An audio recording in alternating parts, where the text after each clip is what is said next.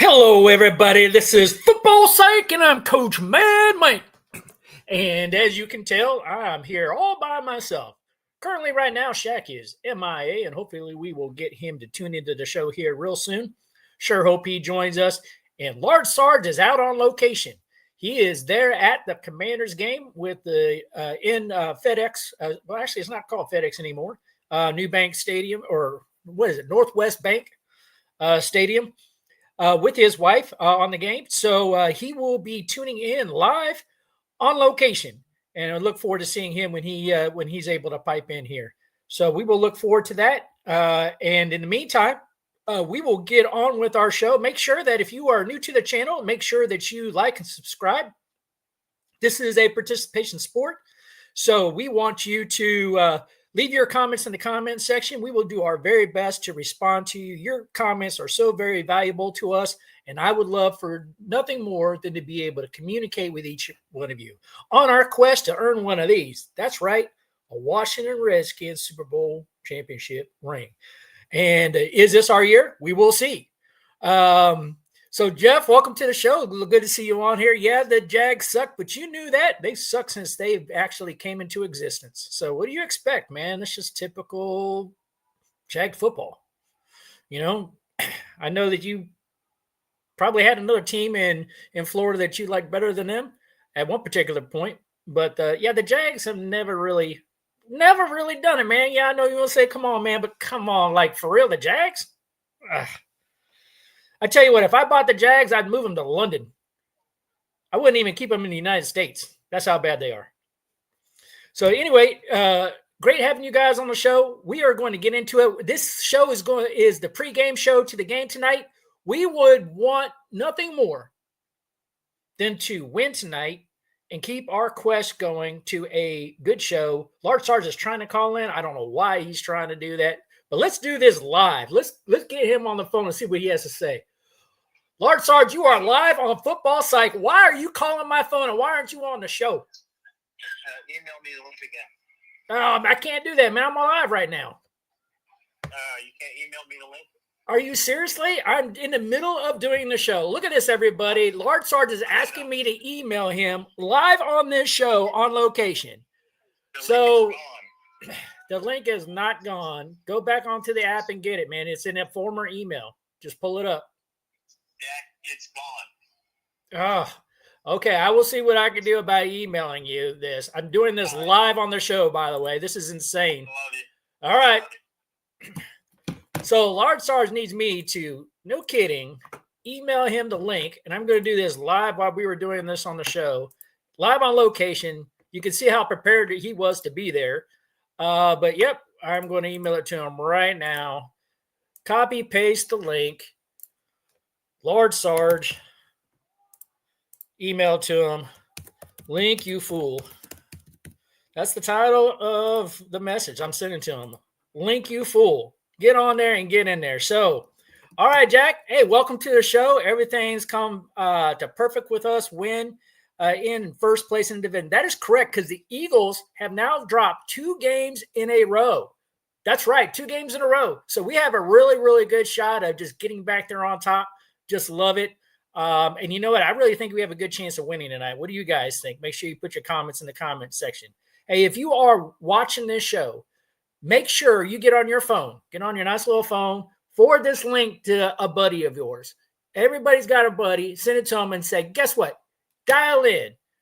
Get your kids to dial in. Get your wife to dial in. Do whatever you need to do. Get people to dial into the show. Let's get the participation level up today, and we will do this. If you were just now joining us, Shaq is MIA. He was on a cruise last week. He should be back, but we have not heard from him. So hopefully we will do that. Large Sarge is on location.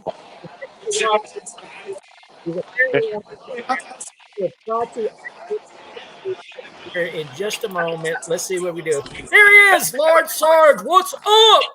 Hey, how you doing? Man, I cannot believe I have got to email you a link in the middle of a live broadcast. Who the heck knows what's going on with the Lynx, man? It was lost, but we're on the Metro. We're about one stop away from getting off with all these great fans. Oh, so you are not even at the stadium yet? You're on the Metro? We got one stop. Yeah, well, that's what the problem was. We're on the metro still, so. But look, check this out. All right, look at that live shot from the Metro. Not as packed as I thought, but there are some Bears and there's some Oh yeah, Commanders fans on here. we definitely got the Bears here, and we got a lot of Commanders here, so it's gonna be cool. But we're in the All dark, right. so it looks Well, like the rain might hold off. So let's talk about defense. okay. Yeah, what do you got for us? Well, I'm thinking the Bears are in it for a comeback game. To be honest with you, that's what I really think. And if our defense does not show up, we're going to be in trouble. So Our I think defense we is going to really be got just to. fine. I think our defense should do just fine, right? But Yep. It's a bit slippery out there tonight, to be honest with you, because of this mist. So the game conditions are not optimum. You know what I mean? Hey, you And know what? I will tell you who suffers the most. Caleb Williams is not. a Caleb cold Williams weather. is not an adverse conditions football player. Wow. That's why he sucked ever since he got drafted by Chicago, because that's not his environment. Oh, you're too funny. I love it. All right, we're literally getting off at the game here, so. Okay, we'll dial back in and we'll bring you back in later on. No, we're good. For We're gonna walk and talk. We're gonna walk and talk on the way So in. I'm going to continue with the show. And so Yep. here we are. We're going to get started. All right. So last week I told you guys who were on there, make sure you put your comments in the comments section. Large Sarge is live on location. He looks like he's freezing up on me a little bit. So I might pull him out of the studio here for a little bit and pull him back in. But we will see how it goes. But I told you, Coach Mad Mike's 5 keys to victory. I told you that they remain the same. I did not change them from last week about this game. I still think in order to beat the Chicago Bears, the following 5 things need to happen. And I'd love to get everybody else's comments on that. First, we need crowd noise. We need crowd noise. We want to get live there in the stadium. And I will tell you, there's many games I've attended in there, and the crowd noise has not been there. I've been to other stadiums that are around the league, and I will tell you, crowd noise makes a difference to a football game. So it's time, Commanders, you're paying attention. You need to show up in that stadium, and you need to get loud. Anytime Chicago, Caleb Williams has the ball, I don't want him to be able to hear calls coming in, and I don't want his players to be able to hear his commands and even in the huddle, let alone when he's giving it out and trying to hike the ball. Next thing we need to do, the second one, is establish I don't come back, Horst. one game with Ja'Cory Crosby-Merritt. Ja'Cory needs to have a big game today, and I will tell you, we can establish that game. All right, Large Sarge, you're freezing up, so I'm going to pull you out, and I'm going to pull you back in here shortly.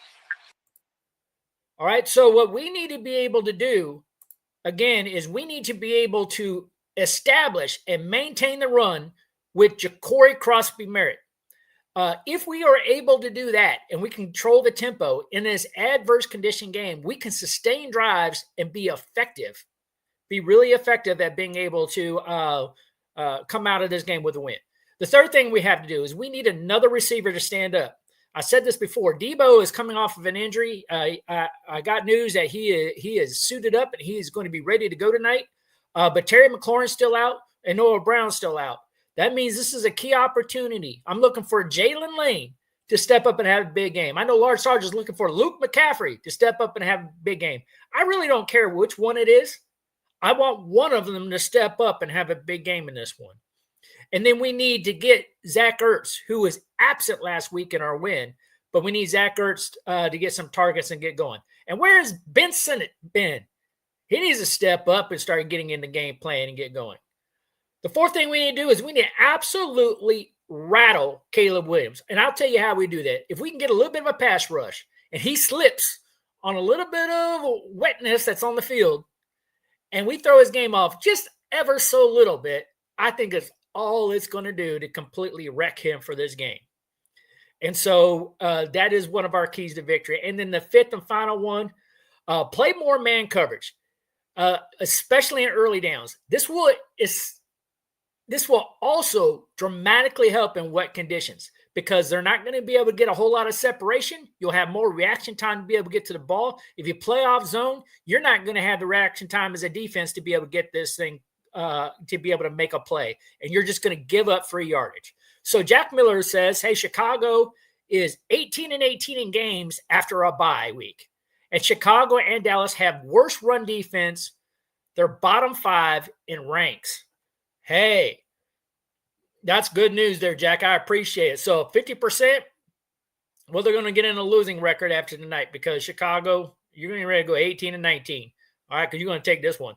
And if you don't have a run defense, and if we do number 2 of the 5 keys to victory of establishing and maintaining the run with Ja'Cory Cross-Merritt, I have a feeling he could have a really, really big game, especially if it's adverse conditions. This team, this offensive line is not the same offensive line that we had last year. They are a lot better at run blocking than they were last year. Last year, they were mostly a pass protection kind of offensive line. Large Stars put that out plenty of times before, but they are different now. They are different with Connerly. He brings more run block to it. I will tell you, Cosme is not back yet. He was kind of a full participation in practice, but he is doubtful for the game tonight. We'll see if he actually plays or not. And if he does, his role might be very, very limited. I think they're going to slow walk him back into it. That tells me even though he was participant all week, the coaches could tell he wasn't 100%.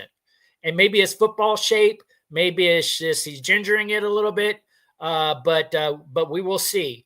But I will tell you that the way that this offensive line, especially with Tunzel being part of this line too, they are a lot better at being able to run block. And so I really, really like what we have going on there. So one of the things that we have is our record. There's been games that happen around the league. Jack alluded to it a little bit earlier if you were just joining us now.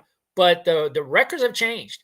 It really helped because the Giants played the Eagles this weekend, and the Giants beat them. The other one is the Cowboys are playing the Panthers, and the Cowboys lost. So if we win tonight, we're tied at the top of the division with the Eagles. And I tell you, that's just a wonderful, attractive place to be.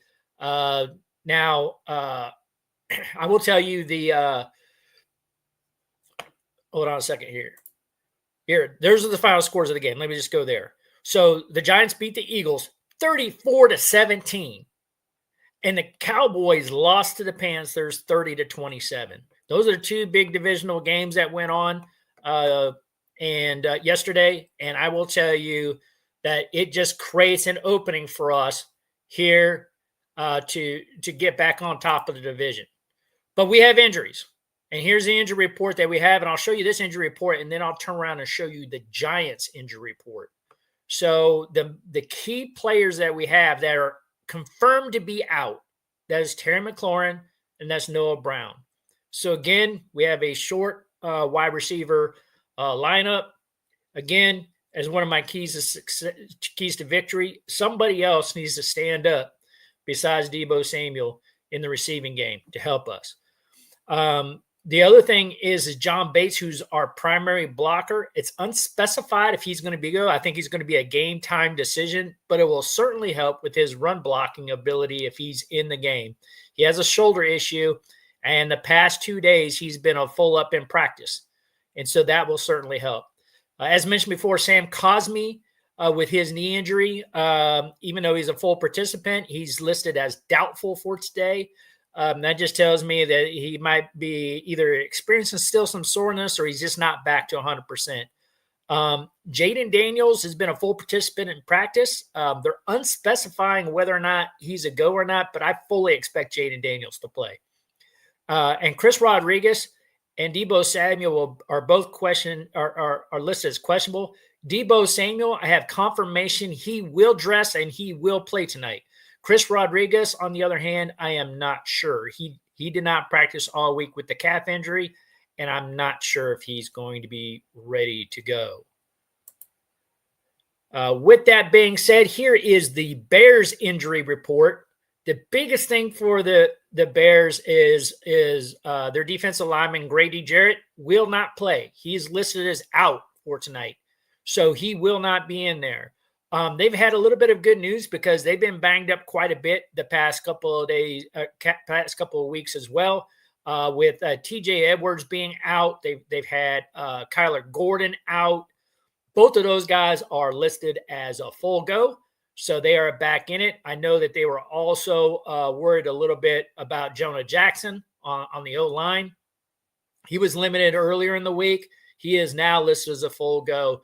To our knowledge, even though that we have questionable players such as Colson Leveland, Austin Booker, as well as Travis Homer and Cario Santos, I do not have updated statuses on them as questionable players, but the only one that I know for sure that's going to be out is Grady Jarrett. So here is the report I got from Adam Scheffler off of his X account, where even though Deebo Samuel was listed as questionable for tonight against the Bears, due to his heel injury, he is expected to play, and that's per ESPN's Salters L. All right, and you see that came out today at 2:25 p.m. Eastern Standard Time, and so that is the latest hot off the press news that we know.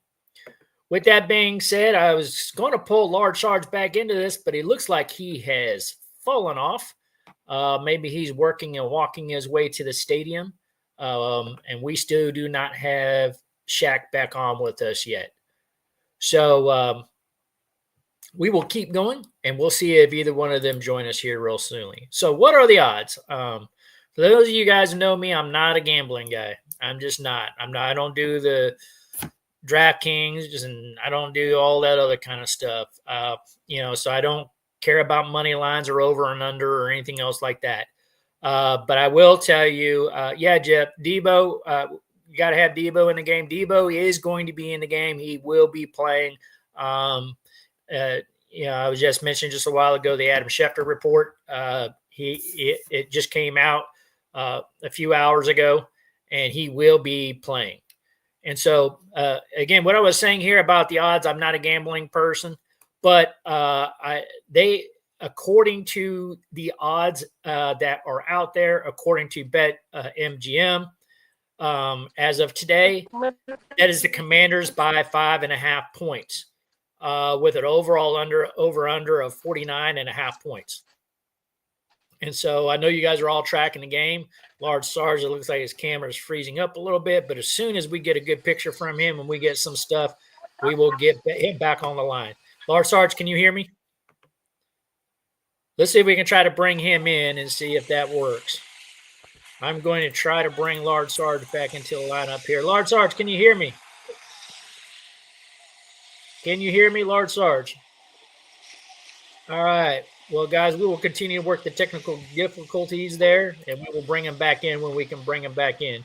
I know he's probably working his way. He just got off the metro and is working his way to the right.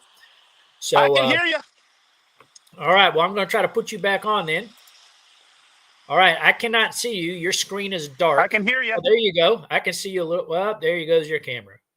All right. So I'm going to pull you off. All right.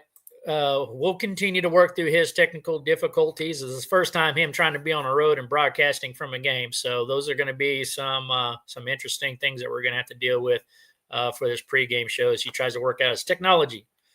Him and technology do not mix. So anyway, and I have to give him crap because he's my brother, man. I love that dude, but man, he gives me a lot of easy targets. All right, so kickoff tonight, 8:15 Eastern Standard Time. We will run this show up till the top of the hour and make sure that we break off before the start of that show of kickoff time. It will be shown tonight, is what I was trying to say. It will be shown tonight on ABC, but it'll be a live stream on ESPN+. And so two big important parts in there. So what do you guys, give me your guys' comments in the comment section. What do you think? Commanders by 5.5 is the betting odds. Is that accurate? Is this a game that we're going to win? Let me know, Jeff. Let me know, Jack. Let me know other guys who are online. What do y'all think? The Commanders. And give me a score. What do you think we're going to win by? You think it's going to be 27-21? I mean, that's what I'm going to do. I'm going to throw out there 27-21 Commanders. Okay? 27-21 Commanders. But what do you guys think? What are you guys' predictions on there? Hello, hello, hello. Somebody start typing, getting your fingers working in the line. All right. Anybody who's on there, just remember that this is a participation sport. So leave your comments in the comment section. If you can go ahead and type in what is your prediction for the game, let me know. So Jeff Fitz says I don't think the Bears have a snowball's chance in Hades. Okay. Well, that was a good one. So Commanders look like they're going to do this one. So that's what I like to hear. And you know what? And I'll tell you guys, Jeff is not a Commanders fan. He's a Jags fan. So he's an impartial view, which is a good one to know, right? So and he's predicting he's still calls a good old team the Redskins, which I gotta love that. So Redskins by 14. That's good. So Jack's saying 30-23. The Commanders. That's a really good, respectable one. So, I mean, I could see that 30-23. Yeah. I mean, I'm thinking 27-21. So we're close in that, like Commanders. So far, unanimous decision.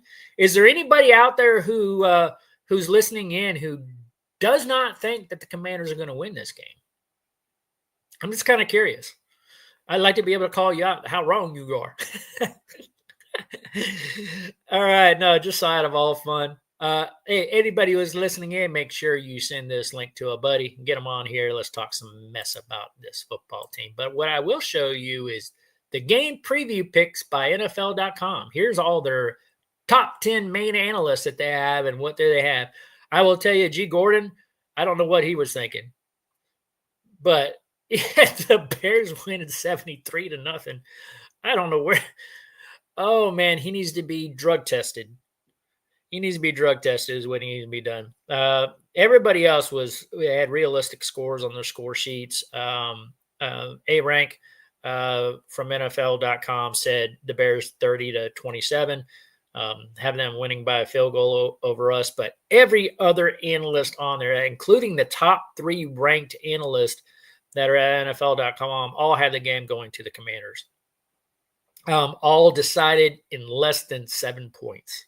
Or 7 or less points. So I find that pretty interesting as well. So a lot of interesting things there. Let me see. Going back into the thing, Jack had 30-23. We have nobody else who said 30-23. So you're standing alone on that one. I said 27-21. Nobody else said 27-21 as far as the ones on here too. Jeff, can you give me a score? What do you think it's going to be? Throw a score out there for us. Let it be able to get you captured by one. Anybody else who's on there? We've got other viewers that are on here. Yeah, go ahead and tell us. Okay, Jeff says Caleb Williams was never very good. He had an amazing team around him at USC. That is true. But out of fairness, he is not a good fit for Chicago. I remember when he was getting drafted by the Chicago Bears, he as soon as people were talking about that, I was like, this is a USC guy. He's a California guy. Like, even though he grew up like more like in the DC area, he didn't do real well here either. When he went to USC, he kind of shined a little bit better in that system over there. But I will tell you, Chicago has never historically been quarterback friendly. It's because it becomes very, very windy up there. And when the weather starts turning cold, it becomes harder and harder to grip the football. It's harder and harder to play. It's harder for receivers to catch it. It's just a very difficult place for quarterbacks to play. And I knew that Caleb Williams was not a good fit for Chicago. I will stand by that forever because I just truly believe that Caleb Williams, I mean, I got why they drafted him, but he just was never a good fit there. When I think about who needs to play in Chicago, I think about quarterbacks that are northern U.S. type quarterbacks. They grew up in the cold, they grew up in the snow, and they know how to play in it, and they know how to deal with those colder conditions, and that they have a history of thriving in those kinds of situations. We don't have that in Caleb Williams. Caleb Williams is either going to sink or swim. Last year he sank. This year, he's treading water. And even though he's much improved from what I hear, Ben Johnson's been working with him. Jack said Ben Johnson looks like he's having a rough time figuring out Caleb. I would agree with that, Jack. I would tell you he probably is. And it's probably because Caleb has a hard time just figuring out how to play football in cold weather. Now he's also adjusting to a new system. So in 3 years, he's been under 3 different systems. He went from USC to his previous coordinator to now a whole new coaching staff in Chicago this year because everybody got fired last year. So this is and quarterbacks are just expected to adapt to it. But that doesn't mean that everybody does. Like there's a real human factors piece to that, right? So anyway, going back to some other scores, Jeff Fitz said 31-17. Wow, 31-17. That's and I like how you made sure you did the math because you said before Redskins by 14. So I appreciate you giving me a score where the math checks out.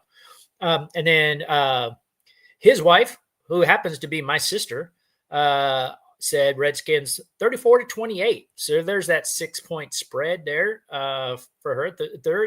34-28. That's a high scoring game. I'm expecting us maybe to have a little bit better defense than that. I don't want us. I would be very disappointed if we give up 28 points in this football game. 24 probably should be the cap of it. I'm saying 21. If we, when you start getting up in the 20s and you're still giving up points and you haven't adjusted, we're not going to do somewhere. And that's where we'll get in trouble of losing if we allow too many points into the 20s to happen to us. We need to keep it low scoring. I like Jeff's score, keeping them under 20. That would be good, but I'm predicting 27-21. You see all the other analysts and their views on here as well. So anybody else out there, because we have other viewers that are on, what do you say? Go ahead and feel free to put your scores out there. Remember, this is a participation store. You can watch NFL Network. But if you're on here and you're watching this show, it's a participation sport. So we want you to go ahead and type your comments in the comment section and let me be able to respond to them on here and be able to help you out. If you're also late in joining us, Shaq is not on tonight. We do not know where he is. He is currently MIA, missing in action. He come off of a cruise, and we have not heard from him since he got off the cruise. So we are looking for that, for him to come back. I was kind of hoping we would get him to at least type in the comment section or something, but we have not heard from him. Large Sarge right now got off the Metro. He is on location at the game at Northwest Bank Stadium and in Landover, Maryland, and walking his way. And we all know how large Sarge is. It's going to take him a minute. This show might be over before he actually gets in a position to actually be able to film from the stadium. But that it is what it is. And he's also trying out technology for the first time. We did do a comms check, but on the Metro, it was spotty. I understand that because you're going in and out of tunnels, but we'll see how good it really is. But we did check out for the first time to make sure like the audio and the reception both work. So hopefully we can have some pre-game analysis with him on the field. But we'll see if that happens. All right. So Jack also wrote the Giants scored 30 plus against Philadelphia, and Dallas had only scored 6 against us. I just loved it. That is that is so great to hear, because you know what? I think we can beat the Giants anytime we want right now. Philadelphia is a whole different ballgame. And if Philadelphia starts struggling, that only plays in our hand. We can move on here. And for those of y'all who remember preseason on my analysis, I had us winning a wild card again behind Philadelphia, and Philadelphia being the first team in our division in a very, very long time. I think it's been since 2005 to win it back-to-back years. I actually predicted the Philadelphia Eagles to win it in back-to-back years for that first time, just because they just have looked so good. I would love nothing more than us to squeak ahead of them and move in front of them and just take that title away from them. Love nothing more than that. All right. So what do you guys think? Any more scores about what you guys think off of what we're looking for Who do you think is going to come out on top? Is there anybody that's listening right now that thinks that the Bears are going to come out on top? That's what I would like to know. So go ahead and put it out there. I'm going to go back just a second, and I'm going to pull this back down. And I am going to put it up to the slide of the scores again earlier. Again, these were the scores earlier. I love nothing more than to see that the Giants, I mean, I'm never going to ever root for the Giants, but if they're playing the Eagles and the Cowboys when they're really more realistically the ones who could beat us within the division, then I love to root for the Giants in that situation. And for them to win 34-17, they doubled their score. That is just a beautiful thing to see. Yeah. And I agree with Jack. I agree with your comment. And did anybody have a chance to see that Cowboys game? Because everybody's been on the Cowboys tip for so many weeks now. Oh, Dak Prescott looks so great right now. Oh, they look like they won even by giving up Michael Parsons, and they're out there and they're playing lights out football. Like they look unstoppable. And we might be in trouble because we're all getting old and we're getting beat up and broken down. And the Cowboys just look like they can beat anybody right now. Well, they just lost to the Panthers. So they might not be as strong as everybody makes them out to be. That's all I'm saying. So what do you guys think? Injuries have been our problem, but I will tell you we actually have a long injury report, right? Those that are on injured reserve, a long report off of that. But for guys that we know that are going to be healthy, we are getting a little bit healthier, slowly but surely. I get it. Terry McLaurin's out. And I'm going to give you a controversial thing that I'm going to say that most people just don't want to hear, right? There was a part of me that was just like, trade Terry McLaurin in this offseason. When we're having those contract issues, I am not a huge fan of giving out a massive, massive payday to any player that's on the plus side of 30. And I know why they do it, because this is their last major paycheck and they're trying to set up their financial future. But when you're an owner or you're a general manager or you're a head coach, you got to know that that's coming, that any player on the plus side of 30 has a high probability of breaking down and a very low probability of sustaining the same level of high production that they did to get them to that point. So there's always exceptions to the rule. And everybody's like, oh, Tom Brady. Yeah, okay, I get it. There's always exceptions to the rule, right? And there's other guys that go in there, they go 32, 34, 36.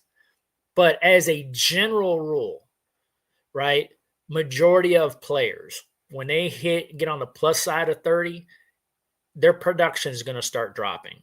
And you get on the other side of that bell curve, and you'll start tapering off. And so I'm not a fan of giving big contracts, and especially not long-term contracts, to people who are on the plus side of 30. I'm just not. So Jeff says, Brady is 1 in 20 million. I would have to agree with you. I think he's a once in a lifetime type of player. You know, former 6th round pick, diamond in the rough. Nobody saw him coming. He didn't even think he was going to be that good. Maybe he did, but maybe everybody who talked him up was being delusional at the time. I even heard the whole story about, how he went to his owner and told Robert Kraft, I'm the best draft pick that you're ever going to make. You're going to see. And, Jack, and Robert Kraft basically looked at him and was like, yeah, okay, whatever. Right. And then it ended up being the case. Right. But that is like what Jeff said, a 1 in 20 million. Yeah, I would agree. Right. I would say a once in a lifetime type of player. We will not see another Tom Brady, I don't think, in our lifetime. Yeah, and Bledsoe hates him too. Yeah, I got it. Because, the general rule in the NFL is when you get hurt, you're going to get your starting job when you come back, right? That wasn't the case with Tom Brady. When Tom Brady came in and started winning, Drew Bledsoe never got a starting job back. And he has every reason to hate him. But, hey, it's the National Football League. And anybody knows about the National Football League, it stands for not for long, right? You're not going to be in there for long, right? And so the rest is history on that. But, yeah, it's always fascinating to me that when somebody prominent goes down, they always tell you next person up, right? Next man up. But you just never know when that next man up is going to take your job. And when that next man comes up, that they're going to be a Hall of Fame player that's just going to rule like Tom Brady did. And like I said, we probably will never see another player like that in our lifetime. That's right. So Brady was a great Michigan player, watched home before he left college. I'm not sure I understand what you're saying there. Great Michigan player, watched home before he left. Help me out, Jack. I'm not sure where you're going on that. Can you reword that, buddy? But anyway, I will tell you another shocking one, or maybe it's not as shocking, but one that kind of is lingering out there, and that's Sam Cosmi. Sam Cosmi is arguably probably the second best offensive lineman we have, and he has yet to see the field this year. He got injured late last year. He was by far the number one offensive lineman we had last year. And I can't wait to get him back on the field. I think that his leadership and his ability, his approach to the game is something that our team needs him back in the lineup. Of course, we want him 100%. We want him healthy. So get well soon, Sam. We need you, buddy. Okay, so Jack says that he watched him when he was playing Michigan football, and that he was a good quarterback there. Okay, that's good. I know that I remember some of his reports when he first came out and watching that he just didn't look the part. He looked awkward. He didn't have a very good combine. He didn't even look like he was like there's a famous photo of it out there where he just doesn't even look like he's in shape. He looks like an average dude out there, showed up to participate in the combine. And he wasn't setting anything blazing on fire. So like when teams were like didn't grade him very high on the grade card, it was for a reason. He just didn't look like he was going to be a pan out. And it goes to show you when it comes to draft day, you just never know. You never know what you're going to have. You never know how good somebody's really going to be. And all the analysts that you're spending millions upon millions of dollars trying to figure it out and trying to figure out who's going to do it, you're still going to have your first round busts, and you're still going to have a diamond in the rough that pops up that becomes a generational type of player like Tom Brady that nobody saw coming. And I would even go so far as I'm not saying that the New England Patriots scouting department, had it all figured out on him. They probably just took a flyer on him. There was like, Drew Bledsoe's our quarterback. We're going to go for him. He's either going to pan out or he's not. He's just a 6th-round pick. Who cares? We'll see. I mean, teams do that all the time. They take later round quarterbacks and they don't really expect them to pan out, right? Most of them end up being camp bodies, spend some time on the practice squad, take a few snaps. They don't last long. But Tom Brady sure did. So anyway, enough about Tom Brady. For us, we are getting on the healthier side of things. I think this is a game where we can come out ahead on 5.5 point favorites to beat the Chicago Bears. I'm looking forward to that. I'm looking forward to the game tonight. I live in Florida. I don't get to see Commanders games that often. But when there are primetime games like Monday Night Football, yeah, I get to watch it. So I'm very much looking forward to it tonight. All right, so major storyline there. Again, Terry McLaurin is out. Deebo Samuel, it has been confirmed he is in. And here again, for those who missed it, Adam Schefter reported that Deebo Samuel, it's true he's listed as questionable on tonight's injury report, but he is expected to play. Don't know if he's going to be on a snap count or anything else like that, but I know he has been the shiny object for Jayden Daniels the past few weeks that Terry McLaurin has been out. He's been our number one receiver. He's been getting a majority of it. And I tell you, he showed up week in and week out. He's been showing up the past few weeks, filling that number one wide receiver role and doing a really good job at it. So, and he's showing that, it just makes me salivate a little bit to think that if Jaden Daniels is getting that much chemistry with Deebo Samuel, I even saw two of them dance after a particular touchdown that was done. They were all dancing together. You can tell like the chemistry is really starting to come there. That it just makes me that much more excited that if we get a healthy Terry McLaurin into this lineup and both of them are across from each other, and then you get Zach Ertz doing his thing. And if we have another slot receiver that really kind of comes along and develops it, whether it's Jalen Lane or Luke McCaffrey or Chris Moore or whoever it's going to be, that this team can really, really catch on fire. And, especially having Ja'Cory Crosby-Merritt coming out of the backfield, it gives you so much to look forward to, especially later in the year, and especially moving towards a playoff run. It would just make it that much more exciting. So another comment by Jack. Wonder who will have higher ratings, us versus Chicago or Buffalo versus Atlanta tonight? Ooh, that's such a good question, because I know a lot of people are really watching Buffalo right now. Buffalo is a very, very hot team in the AFC. I even think they're way underperforming of what they can potentially be. In Atlanta, Atlanta is no pushover right now either. So good question.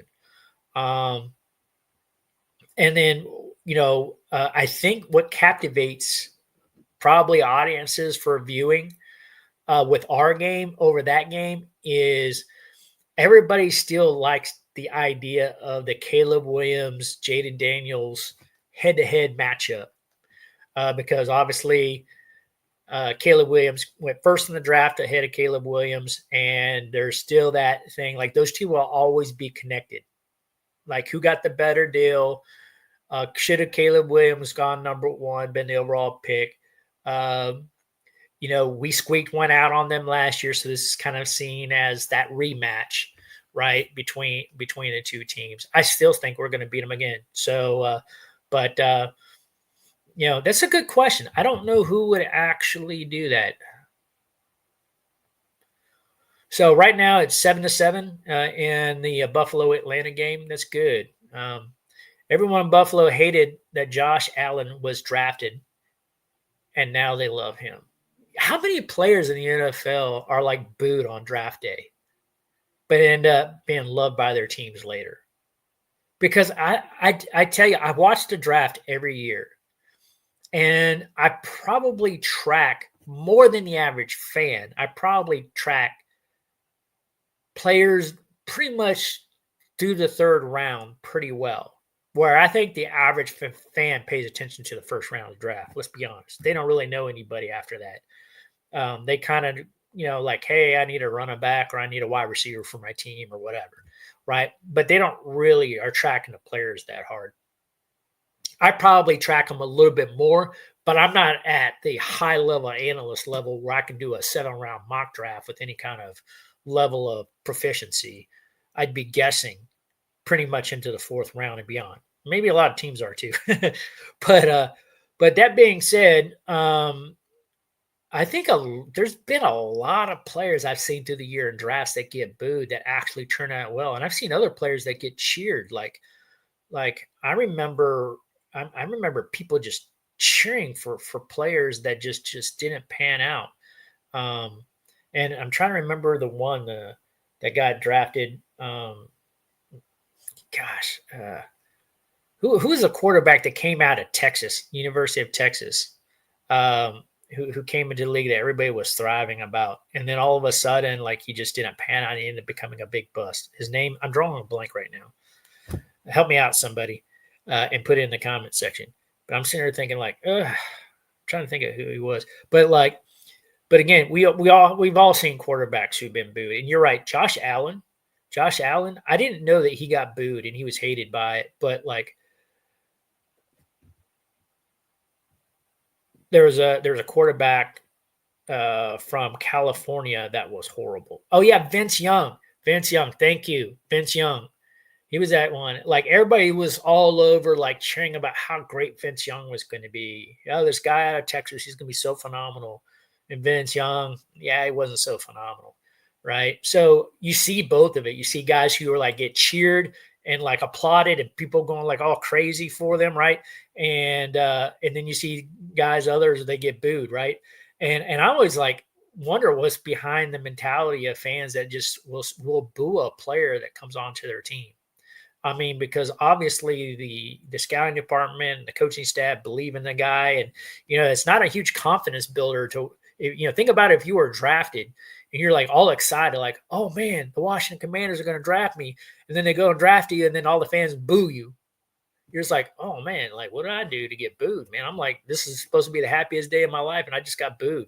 Like, is this a good place for me to be? Like the fans already hate me, and I haven't even put on a uniform yet, right? But hey, it happens. Fans are fans. And I don't think they're any more right than analysts are. So, yeah. So the other quarterback was extremely high draft and turned out psychophonatic.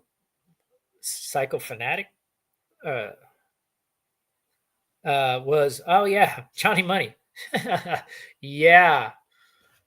Money. Yeah, he was crazy. Yeah, and everybody kind of knew he was going to be a bust. I remember, Tim Tebow was also another guy that was a similar kind of player that was like him. And there was like, these gadget kind of quarterbacks. They're different than just running quarterbacks, right? A gadget quarterback is a little bit different, and they don't really translate real well to the NFL. And where it might work in college, it just doesn't in the NFL. What you're looking for is more of a hybrid. I think the current flash or the current buzz around the NFL, what they look for is a mobile quarterback, not a gadget quarterback, right? There's a difference.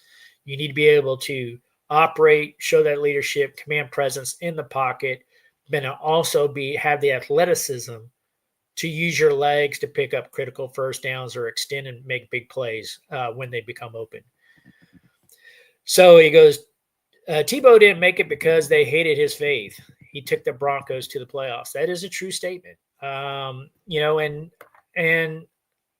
think it's probably a little strong to say that he hated his faith. I tell you what, if you come out as being the saint, people are always going to attack you, right? People always attack Christians for like their faith and how they view things, right? He came off as the wholesome football player that came across as a saint, a virgin, didn't play around in the University of Florida, was a good Christian boy, right? And he did get attacked for his faith. It is true, but he also had a lot of flaws in his game. And you're also saying he wasn't a great quarterback either. I would say that that's true. I call him a gadget quarterback, just like Johnny Money was the kind of the same way. These gadget kind of quarterbacks, they typically don't translate real well. And I know for a while there with Tim Tebow, they were trying to get him to even transition to be a tight end, but he didn't want to do it. I actually think he probably had the athleticism maybe to be a tight end. But you're right. He did lead the Broncos to the playoffs. It's good on him. But you know what? I've seen a lot of teams have a lot of quarterbacks that won in big moments, right? But it doesn't mean that they were consistently great, right? Even in our own Commanders, Redskins history, right? So when I look back at Doug Williams when he played, Doug Williams was not a good quarterback. But he became famous because he just so happened to step in during injuries, had the team in the Super Bowl, won the Super Bowl, became the first African-American. And when you do anything that's the first, of course, you get a little bit idolized for that, right?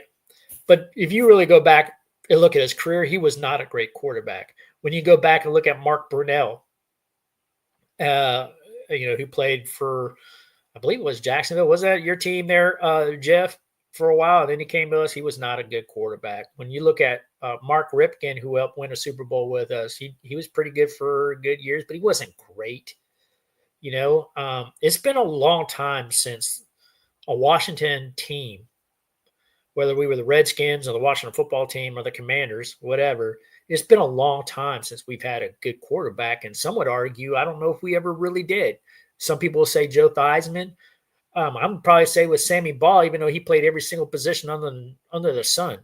I think he even punted kicks, right? And he became a Hall of Fame player. But have the Washington, has our team ever truly had a real dynamic? I don't think we have a franchise quarterback that's been around for 10 plus years. Somebody fact check me. Have we had a franchise quarterback that's quarterbacked our team?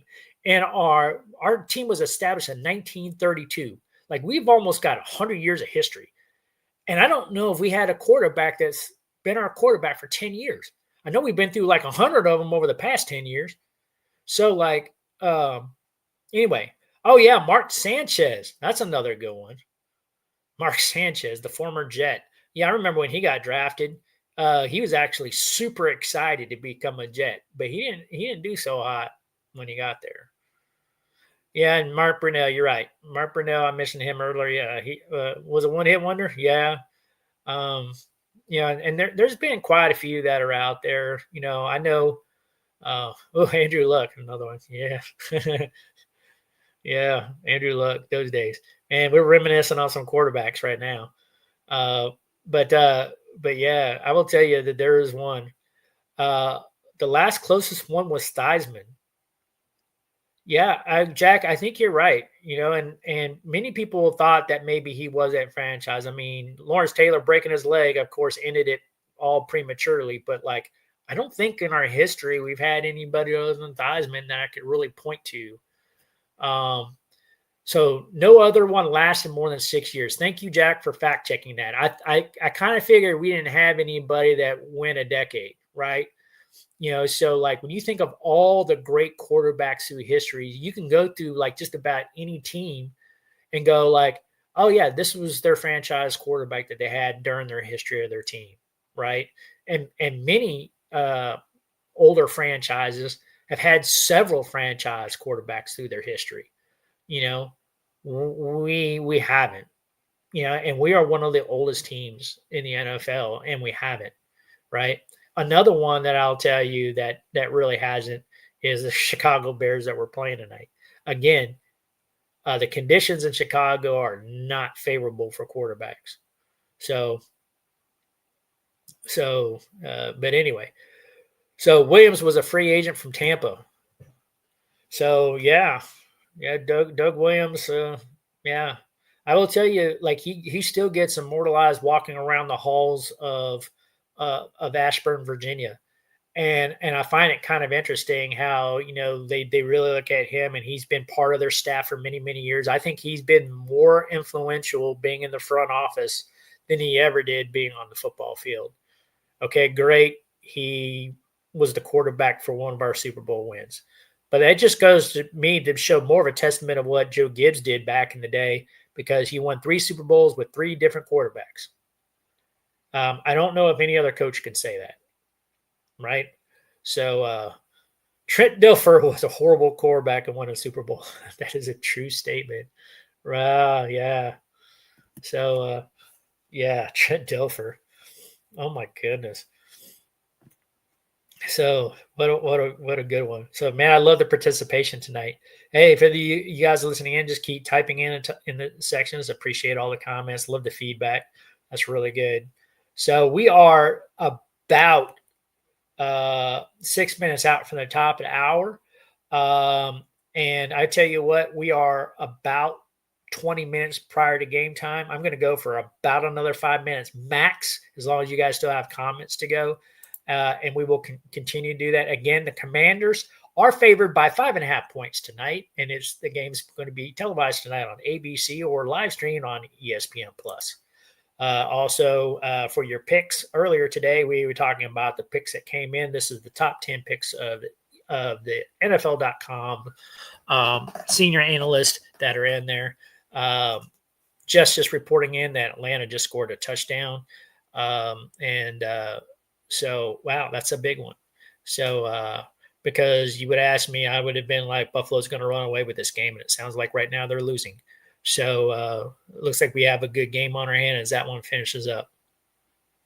So, some final comments from the field. I'd like to be able to hear from you guys on that. So make sure you put your comments in there. 14-7 at the end of the first quarter. Thank you, Jeff, for giving us a scoring update. I sure appreciate that because I am not watching the game while I am live streaming this particular show. What I was hoping was that Large Sarge would be able to dial in and give us some stuff on here. He never came back. The last time we heard from him, he was on the Metro. We were pulling him off because we have some screen failures. He was not coming back on. But since I got you on here, and because he made me email him live on the show, and he still called me live on the show, let's give him a call. And let's go, what is going on with you, buddy?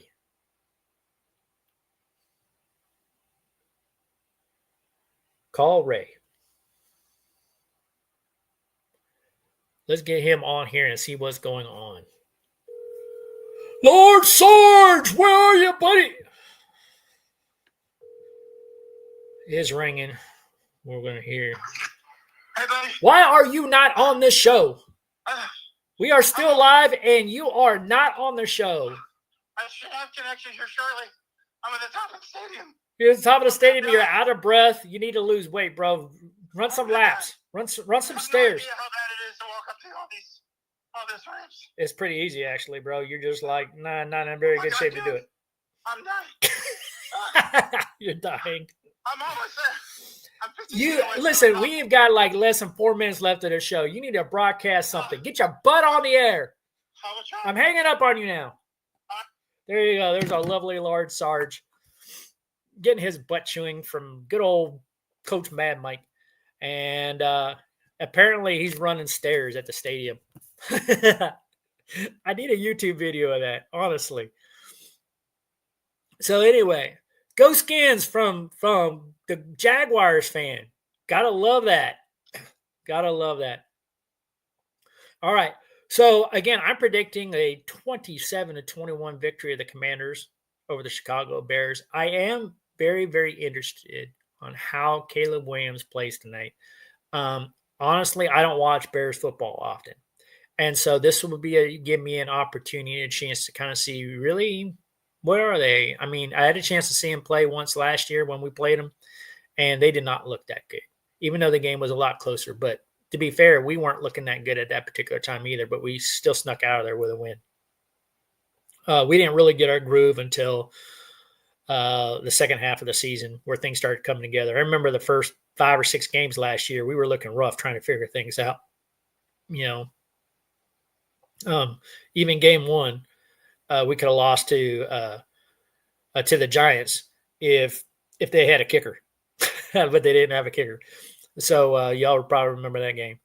So anyway, we're going to see if good old Lars Sarge gets on. Otherwise, we are going to call this.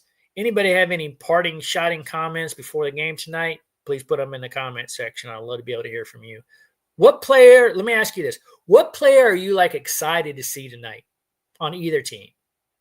I'll give you mine real quick while you guys are typing in your responses. One of the ones that I'm excited to see tonight is for me offensively. I really want to see Ja'Cory Crosby Merritt have a good run game. And I'm really going to be really focusing in on him. I really hope we do feed him the ball. I would love to see him get another 100-yard game. He had his first one, was the last week or the week before. And I really think I would love to see him again. I'd rather see him running than Jaden Daniels run. And then I will tell you on the Bears side, I'm very interested to see how Caleb Williams plays. I really kind of want to see what he looks like. Has he progressed as a quarterback from what I saw him last year? Because he didn't look very good last year, and I think overall it showed with the team. So, all right. So we have no more comments from the field. We are going to go ahead. Okay, wait, we got one. All right. I'm excited about the young running back. I think he's got a big future in the NFL. Okay, yeah, Jeff, I agree. Ja'Cory, aka Bill, Crosby Merritt. I think he's definitely one I like watching run. I think he's very, very dynamic. I will tell you, I was a little nervous when we traded away Brian Robinson to the 49ers for a simple 6th-round pick. I was not a fan of that. I wanted to keep B-Rob. But we decided that our young running back was going to be our way of the future, and we were going to showcase him, and he has not disappointed. And I do believe he has a bright future. So thanks for the comment, Jeff. I agree with you wholeheartedly on that one. All right. Anybody else have any final comments? Going once, going twice. All right, everybody enjoy the game. Lard Sarge, I guess, is still running stairs at it. He's going to come on, and the show's going to go ahead and end. I'm going to go ahead and call it, try to get my food ready for the game and get situated. So I appreciate y'all. Thank you for watching the show. Until next time, this is Football Psych. HTTR, baby. Go Commanders. Let's do this.